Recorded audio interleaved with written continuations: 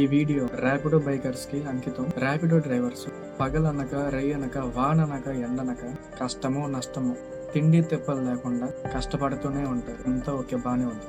కానీ మీ బండి వేగాన్ని తగ్గించుకుంటే మీ ఆయుష్ కూడా పొడిగిద్ది. ఇలా ఎందుకు చెప్తున్నానంటే ఒకసారి ఈ వీడియో చూడండి. ర్యాపిడో ఎక్కినందుకు చుక్కలు చూపించాడు ఎన్న నాకు. అసలు ఎలా డ్రైవ్ చేశాడంటే కార్లున్నా బైకులున్నా వాళ్ళ మధ్యలో నుంచి దూరిపోతున్నాడు అనమాట. పర్లేదన్నా నిదానముగా వెళ్ళండి, ఇబ్బంది ఏం లేదు అని చెప్పినా సరే అన్న వినలేదు. చాలా ఫాస్ట్గా అయితే పోనిచ్చి అటు ఇటు తిప్పేశాడు.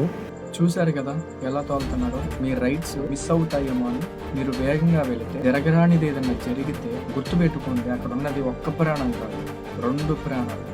2 ప్రాణాలు కోల్పోతే 2 కుటుంబాలు ఏడవలసి వచ్చింది.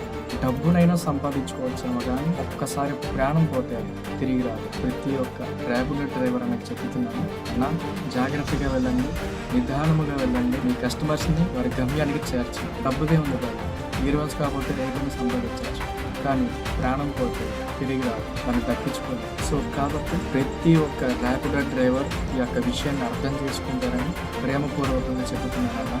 దయచేసి అర్థం చేసుకోండి. మన కోసం మన ఇంట్లో వాళ్ళు ఎదురు చూస్తూ ఉంటారు. నిదానమే ప్రధానం, అతివేగం జీవితానికి హానికరం.